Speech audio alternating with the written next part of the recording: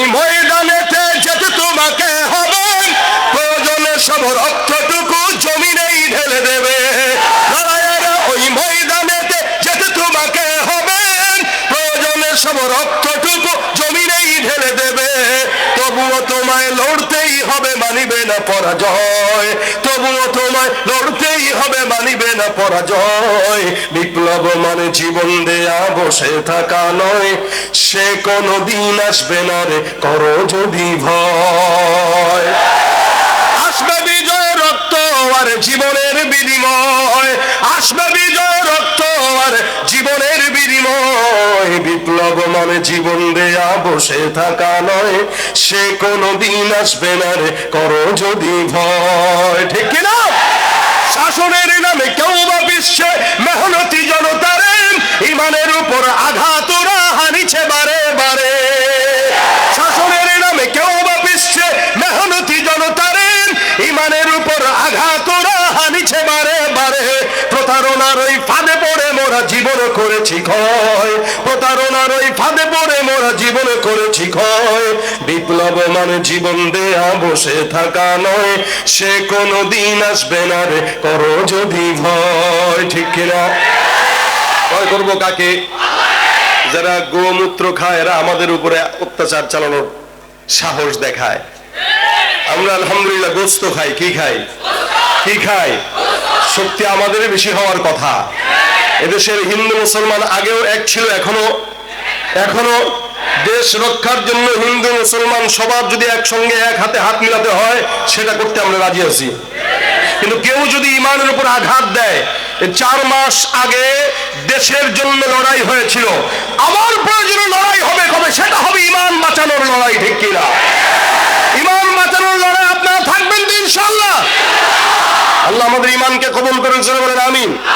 চতুর্দিকে চক্রান্ত চলছে, সুতরাং আমি তো গত 1 সপ্তাহ 10 দিন ধরে মনে মনে মন কলা খাচ্ছি যে আলহামদুলিল্লাহ যারা আশার চক্রান্ত করতেছে চট করে ঢুকবে অথবা চট করে এসে দেশের মুসলমানদেরকে মারবে, বর্ডারে যারা মুসলমানদেরকে সামনে নিয়ে বিভিন্ন বিশ্রী ভাষায় গালিগালাজ করছে, মুসলমানদের রক্ত পিপাসুর মতো তারা হায়নার মতো আমাদের দিকে ধেয়ে আসার চক্রান্ত করতেছে, আমরা বলবো তোমরা আসতে মন চাইলে আসো, আমরাও রেডি। কি বলেন? ঠিক না? মনে রাখবেন, গুনাহ করছেন অনেক, কোটি কোটি কোটি কোটি গুনাহ, প্রত্যেকটা গুনাহ। যে আমার আগে হযরত বলে গেছেন তওবা করলে অনেক সময় বান্দাকে জাহান্নামে যেতে হয়। মনে রাখবেন, এই যে বান্দা জাহান্নামে ঢুকবে একটা ভয় থাকে, একটা ভয় থাকবে না কেউ যদি শাহাদাতের মরণ অর্জন করে। কারণ শহীদ মরতে দেরি, জান্নাতে যেতে দেরি।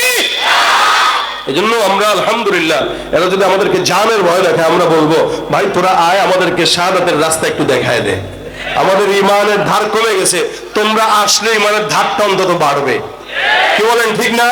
এই যে এখানে অনেক যুবকরা আছে, তাদের চুল ঠিক নাই, দাড়িও নাই, নামাজও পড়ে না, কিন্তু আপনি বলেন তো, আমার তো দিল বলে তার সামনে কেউ যদি আমার আল্লাহ রাসূল ইসলামের বিরুদ্ধে এক বিন্দু কথা বলে ওর জিহ্বা ভিতরে রাখতে দিবে না। কি বলেন? আমরা নামাজে দুর্বল হতে পারি, আমলে দুর্বল হতে পারি, ইবাদতে দুর্বল হতে পারি, কিন্তু ইসলাম নিয়ে কটূক্তি করবো আমার সামনে দুর্বল মনে করো না। প্রয়োজনে জান দিব 1 কোটি বার, ইসলাম নিয়ে কোনো তামাশা সহ্য করা হবে না।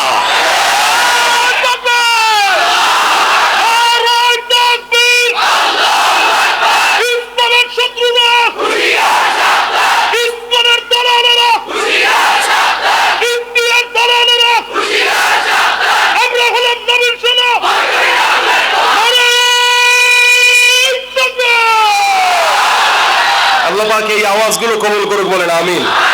আমাদের কাছে এগুলোই আছে, এটাই আমাদের পুঁজি। কি বলেন? অস্ত্রও নাই, ক্ষমতাও নাই, তবে পুঁজি আছে, সেটা ইমানের পুঁজি। এই ইমানের পুঁজি যাদের থাকবে বিজয় তাদেরই হবে। ঠিক কিনা? সুতরাং দুনিয়ার কোনো মানুষের পিছনে আর দৌড়ানোর দরকার নেই। অনেক দেখেছি, 16 বছর দেখেছি, হয়তো আবার সামনে কেউ আসলে তাদেরকেও দেখবেন, শান্তি কোনো জায়গায় পাবেন না। কারণ যারা আসবে, যারা যাবে, সবাই একই। আল্লাহর ইসলাম ছাড়া, নবীর সুন্নাহ ছাড়া, শরীয়ত ছাড়া, খেলাফত ছাড়া শান্তি এদেশে আশা করা সম্ভব নয়, সম্ভব নয়।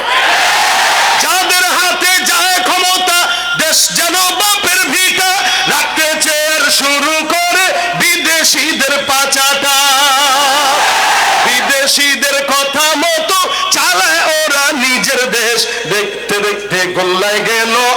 সোনার মুখস্থ সব। দেখতে দেখতে গোল্লায় গেল, দেখতে দেখতে গোল্লায় গেল, একে একে শেষ করেছি সবার দেখা হইল শেষ। দেখতে দেখতে গোল্লায় গেল আমার, কেউ দিল না সবাই নিল, আমরা যে কলুর বলদ, সারা বছর নেয় না খবর, নির্বাচনে খুব দরদ। কেউ দিল না সবাই নিল, আমরা যে কলুর বলদ, সারা বছর নেয় না খবর, নির্বাচনে খুব দরদ। নির্বাচনের আগে নেতায় ধরে কত রকম বেশ, নির্বাচনের আগে নেতায় ধরে কত রকম বেশ। দেখতে দেখতে গোল্লায় গেল, দেখতে দেখতে গোল্লায় গেল, একে একে শেষ করেছি সবার দেখা হইল শেষ। দেখতে দেখতে গোল্লায় গেল আমার সোনার বাংলাদেশ, দেখতে দেখতে গোল্লায় গেল।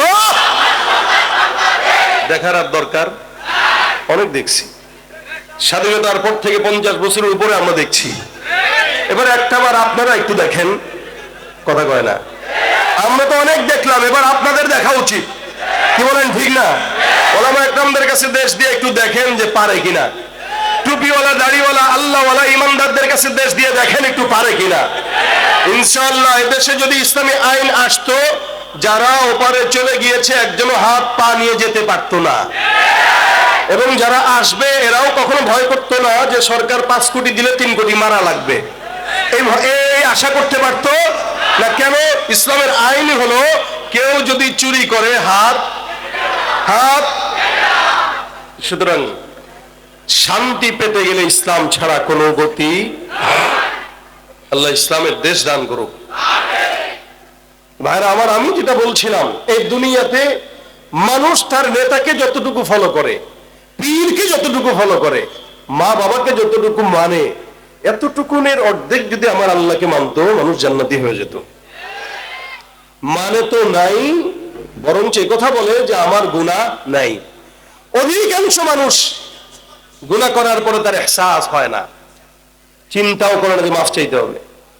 যার চিন্তা নয় তার তাওবাও নসিব হয় না, আর যার চিন্তা আছে একদিন না একদিন তাওবা নসিব হয়। অথচ হযরত ওমর ফারুক নিজে পেরেশানিতে পড়ে গেছেন যে আমার নামটা কি মুমিনের খাতায় নাকি মুনাফিকের খাতায়। ওমর রাদিয়াল্লাহু তাআলা ভাবতেন মাঝে মাঝে, যার কারণে হযরত হুযায়ফা ইবনুল ইয়ামানের কাছে আল্লাহ রাসূল সাল্লাল্লাহু আলাইহি ওয়াসাল্লাম কে কি মুনাফিক এই লিস্টটি হুযায়ফার কাছে ছিল।